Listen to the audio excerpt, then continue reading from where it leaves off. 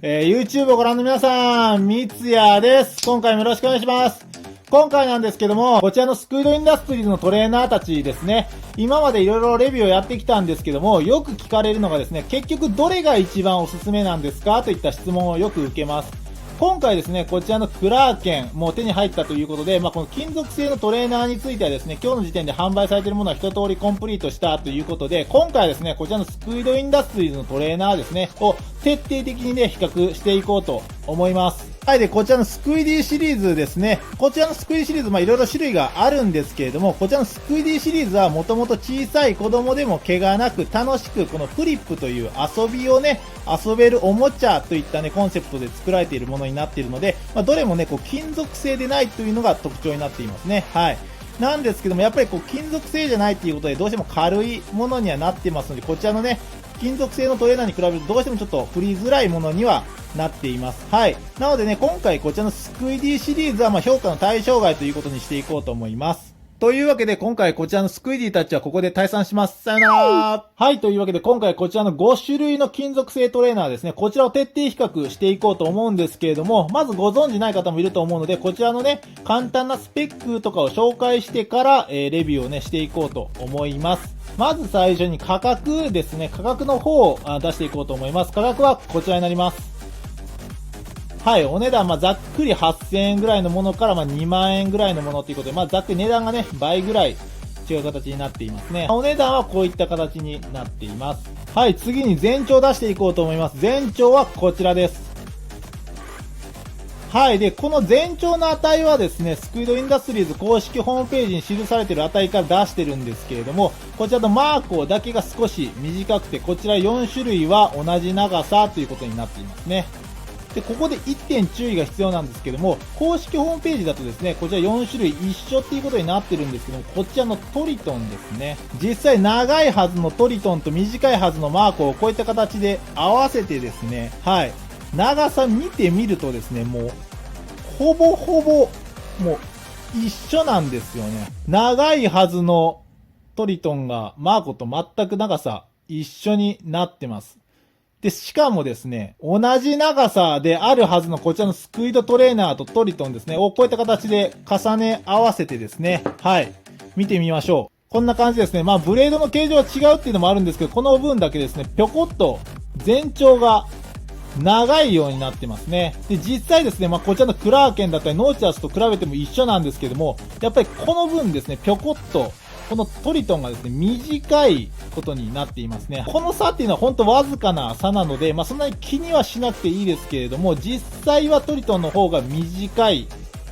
ようになっていますね。ここはスクイード公式だとですね、一緒になってるんですけども、実物は若干このトリトンは短いということで、ここだけ注意してください。はい、次にハンドルの長さを行きましょう。ハンドルの長さはこちらです。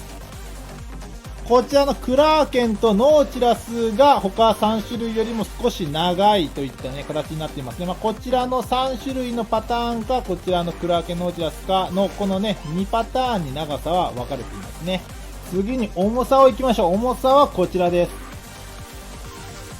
はい、重さはですね、結構バラバラで、このトリトンとスクイードトレーナーはほぼほぼ一緒なんですけども、他が結構ばらけてるような感じになっていますね。はい、簡単なスペック紹介が終わったところでですね、いよいよ徹底比較をしていこうと思います。で、徹底比較する上でですね、条件を先に説明しておこうと思います。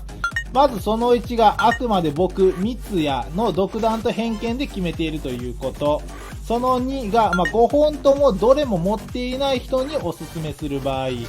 その3、価格、あと見た目、それと入手難易度ですね。こちらはもう判定なしとなります。あくまでフリップ性重視ということになっていますね。そして4つ目が、あくまで初心者におすすめする場合となっていますね。こちら4つのですね、前提条件のもとで、今回ですね、徹底比較をしていこうと思います。はい、第5位はこちら、マーコ、通称サメになりますね。こちらを5位に選んだ理由なんですけれども、まずブレードと、あとハンドルがですね、こちらの今回紹介した5種類の中で一番小さいものであるということと、こちらのハンドルですね。ハンドルがこれサンドイッチハンドルというね、この2枚の板をこの両端を止めているようなタイプのものになっているんですけども、こういう風にね、透けてますよね。はい。なんですけれども、他の4種類はですね、こういったチャンネルといったものになっていて、貫通してないですよね。はい。こういった一体となっているハンドルになっていますね。こちらの方が非常にこの面積もあるので、結構滑りづらかったりするんですけれども、こちらの場合はですね、ここが空洞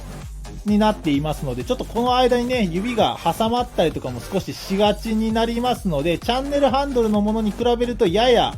振りづらいかなというところで、今回紹介したこの5種類の中では、一番ちょっとフリップには向いてないかなというところで5位とさせてもらいました。ただですね、フリップに向いてないとはいえですね、このスクイードインダストリーズのかなり高精度なトレーナーの中での5位になりますので、そこら辺もですね、トレーナーに比べると圧倒的に振りやすいトレーナーにはなっています。そして特徴的なのがですね、このブレードですね。はい、サメの形をしたすごく可愛らしいブレードになっているんですけども、このマーコだけがですね、特殊でして、こちらのようなですね、瓶のものですね、の蓋をですね、開けることができる、ボトルオープナーというものになっていますね。こういった形で、サメが噛みつくような形にしてですね、で、このままプシュッと、こういった形で、開けることができる、ボトルオープナーとなっていますね。というわけで、こちら第5位となってるんですけど、こういったフリップ以外にもボトルオープナー、栓抜きとしての役割も果たすことができるので、非常に面白い製品になっていますね。他の5種類と比べて、お値段もお安いので買いやすいかなとは思うんですけど、フリップだけを考えると、少し今回の5種類の中ではちょっと一番振りづらいのかなと。いったところで5位にさせてもらいました。はい、第4位はこちらトリトンになっていますね。こちらを4位に選んだ理由なんですけども、こちらのハンドルですね。見ての通りですね。はい、このハンドルもツルツルに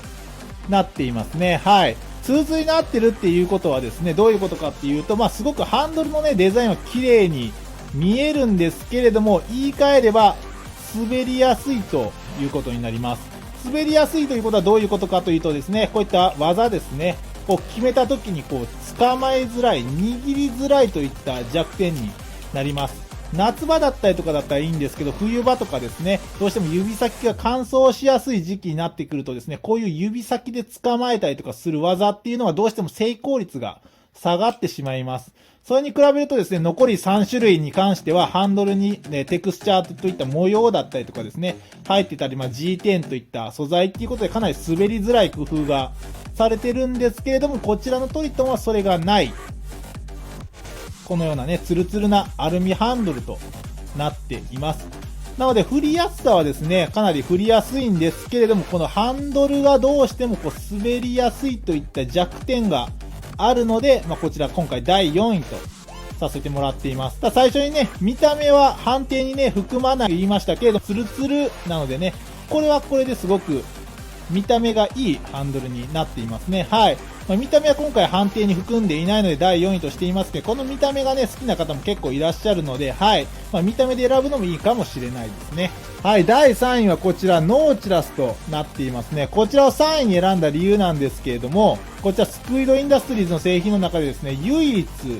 この G10 ハンドルですね、この白い部分なんですけども、この G10 といった素材を使ったトレーナーになっていますね。この G10 といった素材はかなり滑り止めの効果が高い材質になっていますので、かなり技が安定しやすいといういいメリットがあります。それからハンドルもですね、かなり長めに作られていますので、かなり技がね、しやすい、成功させやすい作りになっていますね。なのにじゃあなんで3位なのっていうところなんですけれども、それはですね、この全体の重量になりますね。こちら全体の重量が約 100g ちょっととなっていまして、基本的にバタフライナイフっていうのはだいたい130から 140g ぐらいが振りやすいと言われる重さになるんですけれども、そういう意味で言ったらこちらはですね、かなり軽めのバタフライナイフになります。軽いバタフライナイフがやりやすい技と重いバタフライナイフがやりやすい技っていうのはどうしてもあるんですけれども、こちらね、かなり軽めっていうことで、いわゆるロールオーバー系ですね、こういう回転系の技ですね、をやるときにですね、どうしてもこのロールオーバー系っていうのは重いバタフライナイフの方が重いので、遠心力がつきやすいのでやりやすいんですけど、こういう軽いバタフライナイフだとどうしてもちょっと技が安定しないとは言わないですけれども、少し難しく感じてしまいがちです。で、特にこちら 100g ちょっとということでかなりね、軽めに仕上がっているので、特にこのロールオーバー系とか、こういわゆる遠心力を必要とする技をやるときの安定性が少し低くなりがちです。上手い方はですね、うまく振るという意識を持ってですね、振るいますので、特に問題なくできるんですけれども、初心者の方だったりとかですね、まだあんまり技に慣れてない方にはちょっとおすすめするのが難しいかなと思いましたね。はい。これは上級者の方はですね、全然使って問題ないと思うんですけど、今回の初心者にあくまでおすすめするならといった意味で言ったら、あまりちょっと優先度合いは低いのかなといったところになりますね。はい、第2位はこちらクラーケンになりますね。こちらですけども、ハンドルが全体的に長めに作られているということ、ハンドルもこういったテクスチャー模様があるので、滑り止め効果も高いということ、重さも 120g ぐらいで仕上がっているので、少し軽めではありますけれども、振りやすい重さに仕上がっているなど、かなりいいことずくめなトレーナーになっているんですけども、じゃあなんで第2位なのかっていうのを説明していこうと思います。必然とね、1位となったこちらイカトレなんですけども、大きな違いっていったところですね、こちらのハンドルエンドですね。こちらなんですけれども、このイカトレの方はこの銀色の部分ですね、こちらにですね、このスチールが入っています。それに比べてこちらのクラーケンはね、ハンドルエンドは特に何もない穴が開いているね、空洞になっているんですけれども、こちらのイカトレはですね、この部分にスチールが入ることによって、このハンドルの端ですね、この部分が重くなるような、ハンドルエンドが重くなるような工夫がされています。それに比べるとね、こちらのクラーケンは特にそういった工夫がない状態になっています。で、こちらのハンドルエンドが重いと何がいいのかっていうことなんですけども、こういったロールオーバー系の技ですね、こういった回転系の技は遠心力が重要になります。で、こういったね、ハンドルエンドが重いと少しのこういった振りでもですね、この重いことによってですね、アシストがつくようなイメージですね。加速がつきやすいので遠心力がつきます。遠心力がつくので少しの力で、こういった回転を出しやすくなります。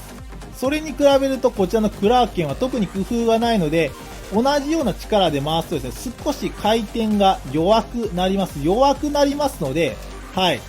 少しロールオーバー系の技の難易度が上がります。アシストがないような状態ですね。はい。なので、初心者とかですね、慣れてない方にはですね、少し振りづらい、難しく感じるトレーナーかなというふうに感じましたので、今回こちらをね、2位とさせていただきました。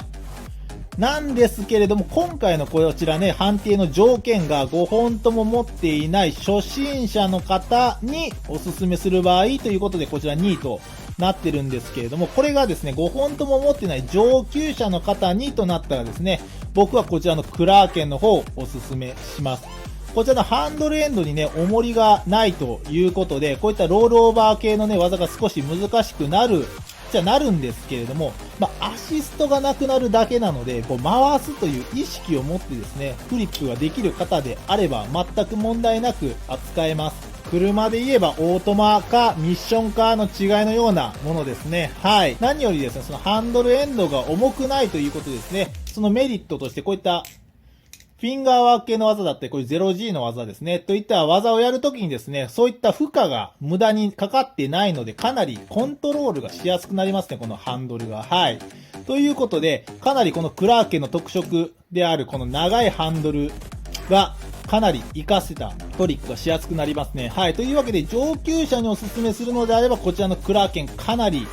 おすすめなんですけども、今回の前提条件の上で言えば2位にさせてもらいました。はい、第1位はですね、こちら、イカトレスクイドトレーナーになりますね。こちらなんですけれども、こちらのハンドル部分にはテクスチャーといった模様が入っていて、滑り止め効果も高いですし、ハンドルの長さであったり、重さも振りやすい重さになっています。そして先ほども言いました、こちらのハンドルエンドにスチールが入っているので、ハンドルエンドが重くなるような工夫がされていますので、こういったロールオーバー系の技をやるときのアシストになります。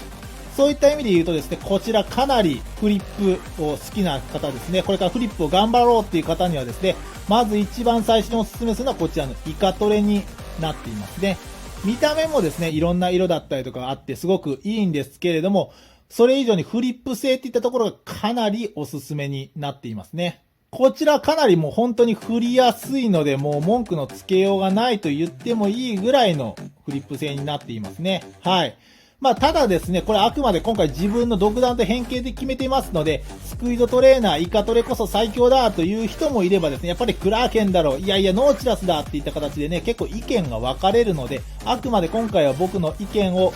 参考までに聞いてみてもらえたらと思いますね。初心者の方にお勧めするのであれば、僕はこのイカトレをまず一番最初にお勧めします。はい、いかがだったでしょうか。今回ね、こちらの5種類のスクイードインダストリーズの製品を徹底レビューしていったんですけれども、正直ですね、どれもかなりいいトレーナーになっています。かなり高品質なトレーナーになっているので、どれを買ってもね、振りづらいっていうことはないので、最終的にね、やっぱり見た目だったりお値段とかもね、相談しながら決めてもらったらと思いますけど、今回自分がこの5本の中からどれをお勧めするかといったら、こちらのイカトレになっていますね。はい。ただですね、どれも特徴的なところがあって、かなり